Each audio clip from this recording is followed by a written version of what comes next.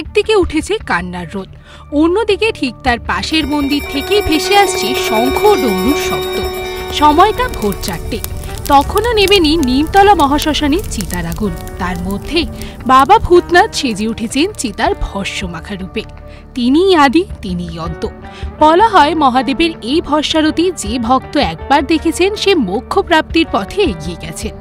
গোটা ভারতবর্ষে হাতে গোনা মাত্র কয়েকটি দেবস্থান রয়েছে যেখানে মহাকালের আরতি করা হয় চিতাভস্ম দিয়ে। কাশীর বিশ্বনাথ, উজ্জয়িনীর মহাকালেশ্বর।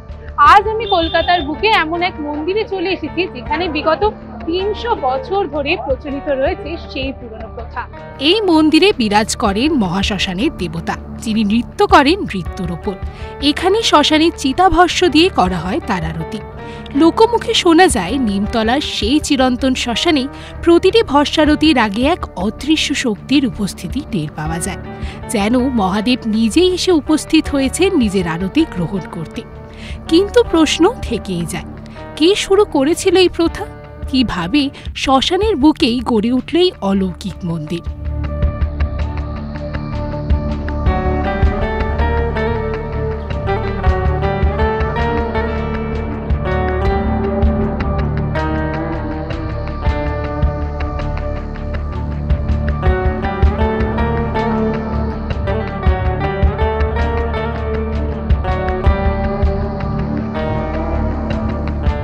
কাপালি কিংবা যোগী, সকলের আরাধনা স্থান শ্মশান ভূমি।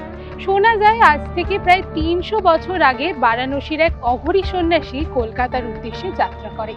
কলকাতায় এসে হুগলি নদীর তীরে এই শ্মশানে তিনি শুরু করেন তার সাধনা। রাত জেগে শ্মশানে সাধনা করা তার কাছে ছিল নিত্যদিনের ব্যাপার।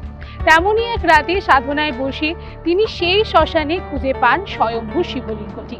তবে থেকেই সেই শ্মশানে শুরু হয় শিব পুজো।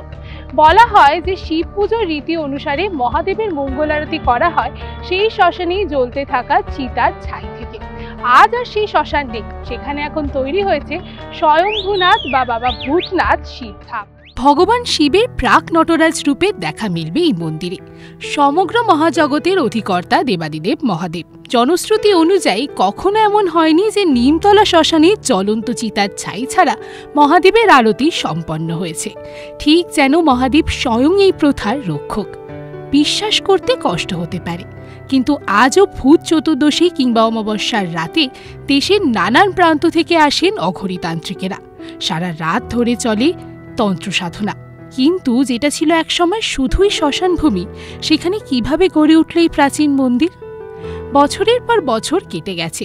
১৯৩২ সালে হিন্দু সৎকার সমিতি এই মন্দিরের দায়িত্ব নেয় এবং ধীরে ধীরে আরও বিস্তৃত হতে থাকে এই মন্দিরের পরিসর। তার আগে এই মন্দিরের দায়িত্ব ছিল মল্লিক পরিবারের হাতে। এই মন্দিরটি প্রাচীন নিমতলা শ্মশানের কাছে অবস্থিত হওয়ায় এখানে দেবাদিদেব মহাদেবকে ভস্মধারী রূপে পুজো করা হয়।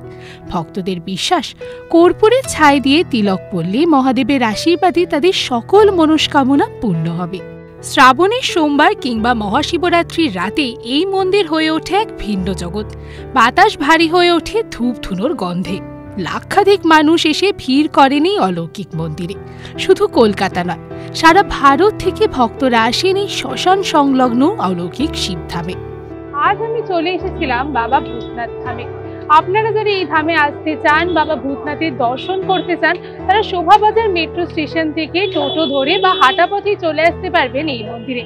আজকের ভিডিওটি আপনাদের কেমন লাগলো জানাতে ভুলবেন না আমাদের কমেন্ট সেকশনে। তো এরকমই নতুন নতুন মন্দিরের সন্ধান পেতে, নতুন নতুন মন্দিরের কাহিনী জানতে নজর রাখুন আমাদের চ্যানেলে।